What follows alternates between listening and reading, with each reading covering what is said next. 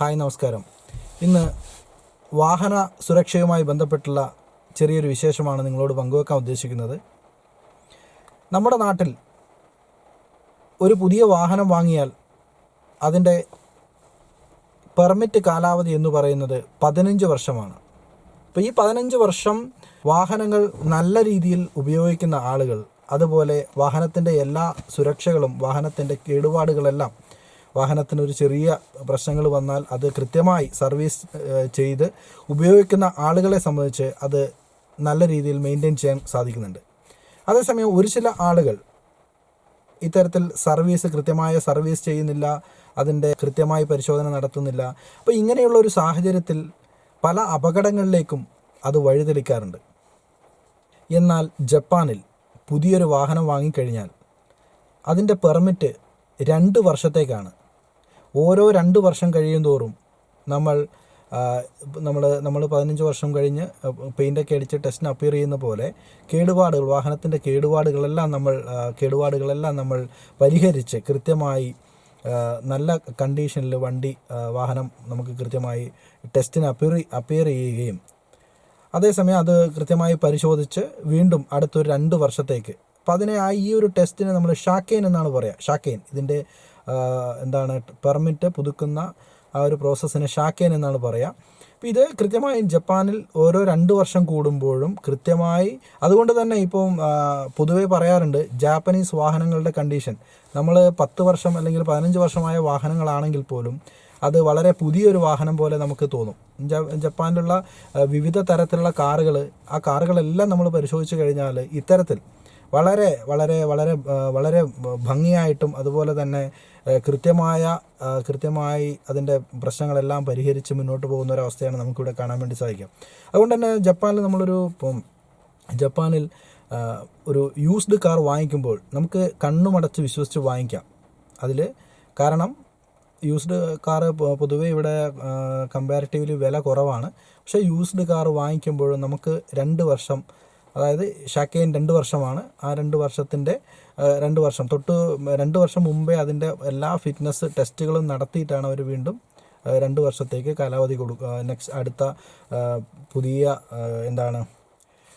പുതിയ ഈ ഷാക്കെയിൻ പുതുക്കി കൊടുക്കുക, പെർമിറ്റ് പുതുക്കി കൊടുക്കുന്നത്. അതുകൊണ്ട് തന്നെ നമുക്ക് ധൈര്യപൂർവ്വം ജപ്പാനിൽ പഴയ വാഹനങ്ങൾ, യൂസ്ഡ് വാഹനങ്ങൾ വാങ്ങിക്കാം. അതുപോലെ തന്നെ ഞാനിവിടെ വന്നതിന് ശേഷം ഞാനും ഒരു ഹോണ്ട സീസ് എന്ന ഒരു വാഹനം വാങ്ങിക്കുകയുണ്ടായി. അപ്പോൾ അതിലാണ് കാര്യങ്ങൾ. കാരണം ഇവിടെ പൊതുഗതാഗതം നമുക്കൊരു കുറച്ചും കൂടി ജപ്പാനിലെ ലൈഫ് കുറച്ചും കൂടി സ്മൂത്ത് ആകണമെങ്കിൽ നമുക്ക് സ്വന്തമായി വാഹനങ്ങൾ ഉണ്ടാകുന്നത് നല്ലതാണ്. ഡ്രൈവിംഗ് ടെസ്റ്റും അതിൻ്റെ ലൈസൻസ് കിട്ടുക എന്നുള്ള കാര്യങ്ങളൊക്കെ കുറച്ച് വളരെ കൃത്യമായി ടെസ്റ്റുകൾ അപ്പിയർ ചെയ്ത് വളരെ സീരിയസ് ആയിട്ട് അവർ നന്നായിട്ട് നമുക്ക് പൂർണ്ണ ബോധ്യമുണ്ടെങ്കിൽ, അതായത് ട്രാഫിക് നിയമങ്ങളെക്കുറിച്ചും അതുപോലെ തന്നെ വാഹനം റോഡിൽ ഉപയോഗിച്ച് കഴിഞ്ഞാൽ എങ്ങനെയാണ് ഇയാൾക്കത് നന്നായിട്ട് ഒരു നല്ല ഡ്രൈവറായി മാറി എന്ന പൂർണ്ണ ബോധ്യം വരുന്നത് വരെയും ചിലപ്പോൾ 5-10 പ്രാവശ്യമൊക്കെ നമ്മൾ ടെസ്റ്റിന് അപ്പിയർ ചെയ്യേണ്ടി വരും. അപ്പോൾ ഇത്തരത്തിലാണ് ജപ്പാനിൽ ഡ്രൈവിംഗ് ലൈസൻസ് ഒക്കെ കൊടുക്കുന്നത്. ഞാൻ എൻ്റെ വാഹനത്തിൻ്റെ ഷാക്കെയിൻ അതായത് ഇതിൻ്റെ പെർമിറ്റ് പുതുക്കേണ്ട കാലാവധിയായി. അപ്പോൾ മെയ് മാസമാകുമ്പോഴേക്കും എനിക്ക് ഷാക്കെയിൻ എടുക്കണം. മാസം മുമ്പ് നമുക്ക് ടെസ്റ്റിന് അപ്പിയർ ചെയ്യാം. അപ്പോൾ ഞാൻ അത്തരത്തിൽ എൻ്റെ ടെസ്റ്റിന് വരുന്ന ചൊവ്വാഴ്ച ടെസ്റ്റിന് അപ്പിയർ ചെയ്യാൻ വേണ്ടിയാണ് ഞാൻ ഉദ്ദേശിക്കുന്നത്. അപ്പോൾ അതിനായിട്ട് അല്ലറ ചില്ലറ പണികളും കാര്യങ്ങളൊക്കെ ഉണ്ട്. അല്ലറ ചില്ലറ പണികൾ എന്ന് പറഞ്ഞാൽ ബ്രേക്ക് പാഡ് മാറ്റാനുണ്ട്. അതുപോലെ തന്നെ എൻ്റെ പിന്നിൽ ബ്രേക്ക് ലൈറ്റ് ഒരെണ്ണം പോയിട്ടുണ്ട്, അപ്പോൾ അത് മാറ്റണം. അങ്ങനെ അല്ലറ ചില്ലറ കേടുപാടുകളെല്ലാം പരിഹരിക്കുന്ന കുറച്ച് സുഹൃത്തുക്കൾ, അവരിവിടെ പഠിക്കുന്ന കുട്ടികളുണ്ട്. അതേപോലെ തന്നെ എഞ്ചിനീയറിങ് ബിടെക് എംടെക്കിന് വന്ന കുട്ടികളുണ്ട്. അതേപോലെ തന്നെ എംടെക് കഴിഞ്ഞ് വിവിധ കാർ കമ്പനികളിൽ ജോലി ചെയ്യുന്ന കുട്ടികളുണ്ട്. അപ്പോൾ അവർ തന്നെയാണ് ഇതിൻ്റെ മറ്റ് കേടുപാടുകളൊക്കെ പരിഹരിച്ച് തരുന്നത്. സ്വന്തമായിട്ടൊരു നമുക്കിവിടെ ഒരു അത്യാവശ്യം വാഹനങ്ങൾ എന്തെങ്കിലും കേടുപാടുകൾ സംഭവിച്ചു കഴിഞ്ഞാൽ പെട്ടെന്ന് നമ്മുടെ ആളുകൾ തന്നെ ഉണ്ട്. അപ്പോൾ അവർ അത്യാവശ്യം എല്ലാം ടൂൾസും കാര്യങ്ങളൊക്കെ ഉണ്ട്. അപ്പോൾ അവർ തന്നെയാണ് കേടുപാടുകളൊക്കെ പരിഹരിക്കുക. അപ്പം ഇത്തരം ചില കാര്യങ്ങൾ പരിഹരിക്കാൻ വേണ്ടിയുള്ള ഒരു യാത്രയാണ് ഞാനിന്ന്. അപ്പോൾ അതിൻ്റെ കൂടുതൽ വിശേഷങ്ങൾ നമുക്ക് കാണാം.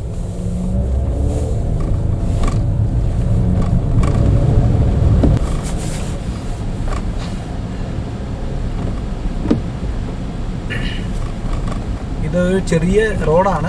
നമ്മുടെ ഹിരോഷിമ യൂണിവേഴ്സിറ്റിയുടെ സ്റ്റാഫ് അപ്പാർട്ട്മെൻറ്റിൽ നിന്ന് യൂണിവേഴ്സിറ്റിയിലേക്ക് പോകുന്നൊരു ദൂരമാണ്. ഇവിടുത്തെ മാക്സിമം സ്പീഡ് എന്ന് പറയുന്നത്, ഈ റൂട്ടിലെ മാക്സിമം സ്പീഡ് എന്ന് പറയുന്നത് 20 km/h ആണ്, 20 km/h ആണ്. അപ്പോൾ അത്തരത്തിൽ തന്നെ ഇവിടെ ഓവർടേക്കിംഗ് പാടില്ലാത്തൊരു സോണാണ്. ഇത്തരത്തിലുള്ള വാഹനങ്ങളിൽ ഇപ്പം ഓവർടേക്ക് ചെയ്യാൻ പാടുള്ള സ്ഥലങ്ങളിൽ കൃത്യമായിട്ട് അത് സിഗ്നലുകൾ വഴി സൂചിപ്പിച്ചിട്ടുണ്ട്. അപ്പം അത്തരത്തിലാണ് ഇവിടുത്തെ റോഡിലെ സുരക്ഷ ഇവർ ഉറപ്പുവരുത്തിയിട്ടുള്ളത്. പ്രത്യേകിച്ച് ഇത്തരത്തിൽ ഇവിടെ വളവ് ഇങ്ങനെയുള്ള സ്ഥലങ്ങളിൽ ഒരു കാരണവശാലും ഓവർടേക്ക് ചെയ്യാൻ പാടില്ലാത്തതാണ്. അതുപോലെ തന്നെ ഇവിടെ ഒരു ക്രോസിംഗ് വരുന്നതാണ്. അപ്പം കൃത്യമായി വാഹനങ്ങൾ വരുന്നുണ്ടോ എന്ന് കാണാൻ വേണ്ടി പോക്കറ്റ് റോഡിൽ നിന്ന് കയറി വരുമ്പോൾ വാഹനങ്ങൾക്ക് കൃത്യമായിട്ട് ഇവിടുത്തെ റോഡിൽ വാഹനങ്ങളുണ്ടോ എന്ന് മനസ്സിലാക്കാൻ വേണ്ടി മിറർ വെച്ചിട്ടുണ്ട്. അപ്പം അങ്ങനെ കൃത്യമായിട്ട് എല്ലാവിധ റോഡ് സുരക്ഷാ മാനദണ്ഡങ്ങളും പാലിച്ചിട്ടാണ് ജപ്പാനിൽ വാഹനങ്ങൾ ഓടിക്കാനും അതുപോലെ തന്നെ നമുക്ക് കാര്യങ്ങൾ മുന്നോട്ട് പോകുന്നത്. പിന്നെ മഴയായതുകൊണ്ട് തന്നെ റോഡിലൂടെ നിരവധി ആളുകൾ ഇപ്പം കാൽനടക്കാർക്ക് പ്രത്യേകം ഒരു സൈഡിൽ ആയിട്ട് ക്രമീകരിച്ചിട്ടുണ്ട്. അതുപോലെ ബൈസൈക്കിളും അതുപോലെ തന്നെ ആണ് പോകാൻ വേണ്ടി കഴിയുക. ഇത്തരത്തിലുള്ള അപ്പോൾ ഇതിൽ നേരെ പോയി കഴിഞ്ഞാൽ ഇവിടെ ഒരു സിഗ്നൽ വന്നു, കൃത്യമായിട്ട് അവിടെ ലൈൻ വരച്ചിട്ടുണ്ട്. അപ്പോൾ നമ്മളവിടെ കൃത്യമായി വാഹനങ്ങൾ സിഗ്നലിന് വേണ്ടി വെയിറ്റ് ചെയ്യുകയാണ്.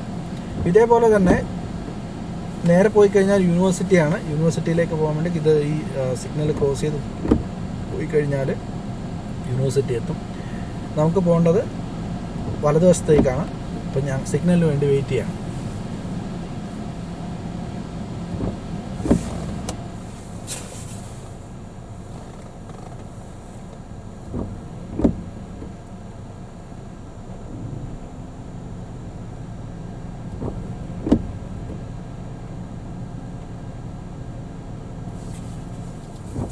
സിഗ്നൽ വന്നിരിക്കുന്നു.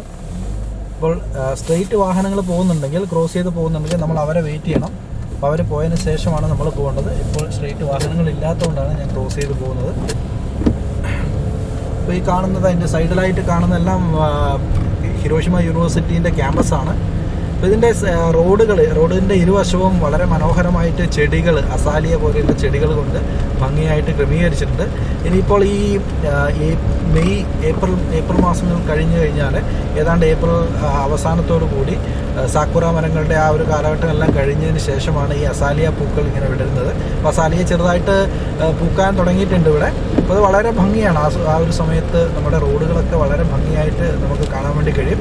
അപ്പോൾ ഇത്തരത്തിലെ റോഡിൻ്റെ സൈഡിലൊക്കെ ആയിട്ട് ഇപ്പം വെയിറ്റിംഗ് ഷെഡുകൾ, ഇപ്പം സപ്പോസ് നമുക്ക് കാറൊന്ന് പാർക്ക് സൈഡാക്കണമെങ്കിൽ ഇത്തരത്തിലുള്ള ചില സ്ഥലങ്ങളിൽ പ്രൊവൈഡ് ചെയ്തിട്ടുണ്ട്. കൂടാതെ ഈ കാണുന്ന റോഡിലൊക്കെ തന്നെയും ഓവർടേക്കിംഗ് പാടില്ലാത്തതാണ്. ഒരു വാഹനവും ഇത്തരത്തിൽ ജപ്പാനിൽ ഇത്തരത്തിലുള്ള റോഡുകളിൽ നിന്ന് ഒരു വാഹനവും ഓവർടേക്ക് ചെയ്യില്ല. ഇപ്പോൾ നമ്മുടെ നാട്ടിലൊക്കെ ആണെങ്കിൽ അത്തരത്തിലുള്ള നിയമങ്ങളോ റോഡിൽ അത്തരത്തിലുള്ള മാർക്കുകളോ ഒന്നും ഉണ്ടാവില്ല. അതുപോലെ തന്നെ തോന്നിയ പോലെയാണ് നമ്മൾ വാഹനം എടുത്ത് പുറത്തേക്ക് ഇറങ്ങിക്കഴിഞ്ഞാൽ തിരിച്ച് വീട്ടിലെത്തുന്ന യാതൊരു ഉറപ്പുമില്ലാത്തൊരവസ്ഥയാണ്. അപ്പോൾ ഇവിടെ പ്രത്യേകിച്ച് നമ്മൾ കുറച്ച് കെയർഫുള്ളായിട്ട്, ഇവിടെയും ഹാർഷായിട്ട് ഡ്രൈവ് ചെയ്യുന്ന ആൾക്കാരുണ്ട്. എങ്കിൽ പോലും ഒരു പരിധി വരെ നമുക്ക് ധൈര്യമായിട്ട് പോകാം എന്നുള്ളതാണ് ഇവിടുത്തെ ഒരു വാഹനം ക്രോസ് ചെയ്ത് പോകുന്നത് കാണാം. അവിടെ ഒരു കാൽനടക്കാരൻ റോഡ് ക്രോസ് ചെയ്യുന്നതുകൊണ്ട് തന്നെ അവർക്കൊരു പ്രയോറിറ്റി കൊടുത്തിട്ട് ആ വാഹനം അവിടെ ഒരു കുറച്ച് സമയം സാവകാശം അവർ കടന്നു പോയതിന് ശേഷമാണ് ആ വാഹനം മുന്നോട്ട് പോയത്. നമ്മുടെ റോഡുകളിലാണെങ്കിൽ ഇത്തരത്തിൽ കാൽനടക്കാർക്കോ മറ്റ് വാഹനങ്ങൾക്കോ യാതൊരു മുൻഗണനയും കൊടുക്കാതെയാണ് ആളുകൾ വാഹനം ഡ്രൈവ് ചെയ്യുക. അപ്പോൾ ഇവിടെ നമുക്ക് പോകേണ്ടത് റൈറ്റ് സൈഡിലേക്കാണ്. സിഗ്നലുണ്ട്, ഗ്രീനാണ്, നമുക്കതുകൊണ്ട് പോകാം. മറ്റ് വാഹനങ്ങളൊക്കെ ഇവിടെ വെയിറ്റ് ചെയ്തിട്ടുള്ളത് നമുക്ക് കാണാം. സിഗ്നലിന് വേണ്ടി വെയിറ്റ് ചെയ്തിട്ടുള്ളത്. ഈ കാണുന്ന റോഡുകളിൽ ബ്രോക്കൺ ലൈൻ കാണുന്നുണ്ട്. ഇത് മറ്റൊന്നുമല്ല, റോഡ് ഓവർടേക്കിംഗ് അല്ല. കാരണം അപ്പുറം ഇപ്പുറമുള്ള റോഡുകളിൽ നിന്നോ അല്ലെങ്കിൽ ഷോപ്പുകളിൽ നിന്നോ റോഡ് ക്രോസ് ചെയ്യണമെങ്കിൽ അതിനു വേണ്ടിയുള്ളതാണ്. പിന്നെ സ്കൂൾ അതുപോലെയുള്ള ചില വിദ്യാഭ്യാസ സ്ഥാപനങ്ങളും കുട്ടികൾ ക്രോസ് ചെയ്യുക അങ്ങനെയുള്ള ഏരിയയിലൊക്കെ കൃത്യമായിട്ട് അവിടെ സിഗ്നലുകളും ഒക്കെ കൊടുത്തിട്ടുണ്ട്. ഇവിടുത്തെ പെട്രോൾ പമ്പുകളാണ് ഈ കാണുന്നത്. ജപ്പാനിലെ കാലാവസ്ഥ ഇപ്പോൾ നല്ല മഴയാണ്. അപ്പോൾ ഇവിടെ ഈ കഴിഞ്ഞ ഒരാഴ്ചയായിട്ട് നിരന്തരം, കഴിഞ്ഞ ഒരാഴ്ചയല്ല, 2024 ജനുവരി അല്ലെങ്കിൽ 2023 ഡിസംബർ 30 ശേഷം തുടർച്ചയായിട്ട് ഭൂചലനങ്ങൾ ജപ്പാനിൽ രേഖപ്പെടുത്തിയിട്ടുണ്ട്. അത് മറ്റ് പ്രവിശ്യകളിലായിരുന്നു. ഇപ്പം ഈ കഴിഞ്ഞ വെള്ളിയാഴ്ച ഏതാണ്ട് വൈകുന്നേരം രാത്രി 11 മണിയോടുകൂടി നമ്മളൊക്കെ താമസിക്കുന്ന ഹിരോഷിമയിലും ഇത്തരത്തിലുള്ള ഒരു ഭൂചലനം ഉണ്ടായിട്ടുണ്ട്. ഇവിടുത്തെ സ്കെയിലിൽ ഏതാണ്ട് 6.5 ആയിരുന്നു ആ ഭൂചലനത്തിൻ്റെ രേഖപ്പെടുത്തിയത്. പക്ഷേ മറ്റ് ആളപായങ്ങളൊന്നും ഉണ്ടായിട്ടില്ല. കലാമിറ്റീസോ അത്തരത്തിലുള്ള എന്തെങ്കിലും പ്രശ്നങ്ങളുണ്ടെങ്കിൽ ഇവിടെയുള്ള എല്ലാ ആളുകളുടെയും മൊബൈലിലേക്ക് കൃത്യമായിട്ട് അതിൻ്റെ അലേർട്ട് മെസ്സേജായിട്ട് പോകാറുണ്ട്, വാർണിംഗ് മെസ്സേജസ്.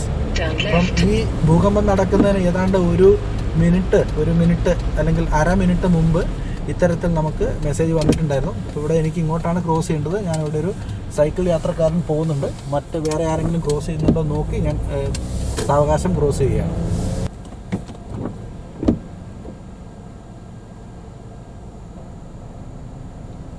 ഇത്തരത്തിൽ നമ്മുടെ നാട്ടിൽ സിഗ്നലുകൾ കണ്ടാലും ചില വാഹനങ്ങൾ സിഗ്നൽ ഓക്കെ, വേറെ വാഹനങ്ങളൊന്നും ഇല്ല എന്ന് കരുതി ക്രോസ് ചെയ്ത് പോകാറുണ്ട്. അപ്പോൾ അത്തരത്തിലുള്ള പ്രവണതകളൊക്കെ തന്നെയാണ് നമ്മളെ ഒട്ടുമിക്ക ഈ റോഡ് അപകടങ്ങളിലേക്കും ചെന്നെത്തിക്കുന്നത്. റോഡ് അപകടങ്ങളിൽ പ്രത്യേകിച്ച് ഡ്രൈവർമാർ മാത്രം ശ്രദ്ധിച്ചാൽ പോരാ, എല്ലാ ആളുകളും റോഡ് സുരക്ഷ ഉറപ്പുവരുത്തുന്നതിൽ ഓരോ പൗരനും, ഓരോ പിഞ്ചു കുട്ടിക്ക് പോലും അതിനുള്ള ഉത്തരവാദിത്വമുണ്ട് എന്നാണ് നമുക്ക് മനസ്സിലാക്കാൻ കഴിയുന്നത്. പ്രത്യേകിച്ചും ഇപ്പോൾ ആരാണെങ്കിൽ പോലും ഇപ്പോൾ റോഡിൽ ഇറങ്ങി നടക്കുന്ന ആളുകൾ, പൊതുജനങ്ങൾ, അവർക്ക് കൃത്യമായിട്ട് റോഡ് സുരക്ഷയെക്കുറിച്ചൊരു ധാരണയുണ്ടായിരിക്കണം. ഇപ്പം നമ്മുടെ നാട്ടിൽ 100% സാക്ഷരതയുണ്ട് എന്ന് പറയുമ്പോൾ പോലും സാക്ഷരത എന്നതുകൊണ്ട് ഉദ്ദേശിക്കുന്ന എഴുതാനും വായിക്കാനും അറിയുന്നത് മാത്രമല്ല, നമ്മുടെ സമൂഹത്തിൽ അല്ലെങ്കിൽ നമ്മുടെ ഭൂമിയിൽ നമ്മുടെ സമൂഹത്തിൽ എങ്ങനെ നമുക്ക് ജീവിക്കാം, ഭൂമിയിൽ എങ്ങനെയാണ് ജീവിക്കേണ്ടത്, അതിന് വേണ്ടുന്ന ബേസിക് ആയിട്ടുള്ള കാര്യങ്ങളാണ് ഒരു വിദ്യാഭ്യാസം കൊണ്ട് ഉദ്ദേശിക്കുന്നത്. അതായത് നമ്മുടെ ഗാന്ധിജിയൊക്കെ പറഞ്ഞ പോലെ എഡ്യൂക്കേഷൻ കൊണ്ട് ഉദ്ദേശിക്കുന്നത് ഒരു ജോലി വാങ്ങിക്കുക എന്നുള്ളതല്ല, എന്താണ് overall development of an individual അല്ലെങ്കിൽ ഒരു പേഴ്സൺ എന്നുള്ളതാണ്. അപ്പോൾ അത്തരത്തിലുള്ള ഒരു വിദ്യാഭ്യാസമായിരിക്കണം. അതുകൊണ്ട് തന്നെ നമുക്ക് പലതും ഇത്തരത്തിലുള്ള റോഡ് നിയമങ്ങളും കാര്യങ്ങളൊക്കെ തന്നെ ഒരു സമൂഹത്തിൽ എങ്ങനെ പെരുമാറണം എന്നുള്ള കാര്യങ്ങളൊക്കെയാണ് ഇവിടുത്തെ ചെറിയ ക്ലാസ്സുകളിൽ കുട്ടികളെ പഠിപ്പിക്കുന്നത്. അപ്പോൾ നമുക്ക് ഇതിൽ റോഡ് സുരക്ഷ, റോഡ് നിയമങ്ങളുമായിട്ട് ബന്ധപ്പെട്ടിട്ടുള്ള കൃത്യമായിട്ട് ഇന്നും പല ആളുകൾക്കും അറിയില്ല എന്തിനാണ് സീബ്ര ലൈൻ, പല ഡ്രൈവർമാർക്കും അറിയില്ല എന്തിനാണ് ഈ സിഗ്നൽ എന്താണ്. അപ്പോൾ അത്തരത്തിലുള്ള ബോധ്യം കൃത്യമായിട്ടും ട്രാഫിക് നിയമങ്ങളെക്കുറിച്ചും സിഗ്നലുകളെക്കുറിച്ചും ഒക്കെയുള്ള ഒരു പൂർണ്ണ ബോധ്യം നമുക്കും, അതോടൊപ്പം തന്നെ ഡ്രൈവർമാർക്ക് മാത്രമല്ല, വാഹനം ഓടിക്കുന്ന ആളുകൾക്ക് മാത്രമല്ല, റോഡിൽ കൂടെ നടക്കുന്ന എല്ലാ ആളുകൾക്കും അത്തരത്തിൽ ഒരു ബോധ്യം ഉണ്ടെങ്കിൽ മാത്രമേ നമുക്ക് ഇത്തരത്തിലുള്ള റോഡ് അപകടങ്ങൾ ഒരു പരിധി വരെ നമുക്ക് ഒഴിവാക്കാനാവും. അങ്ങനെ ഞാൻ സ്ഥലത്തെത്തി. ഇന്ന് പ്രധാനമായും ബ്രേക്ക് ലൈറ്റും അതുപോലെ ബ്രേക്ക് പാഡും മാറ്റി ഇനി ചൊവ്വാഴ്ച ഹിരോഷിമ സിറ്റിയിലെ RTO ഓഫീസിലേക്ക് പോകണം. അവിടെ വെച്ച് അവർ വീണ്ടും എല്ലാം പരിശോധിക്കും.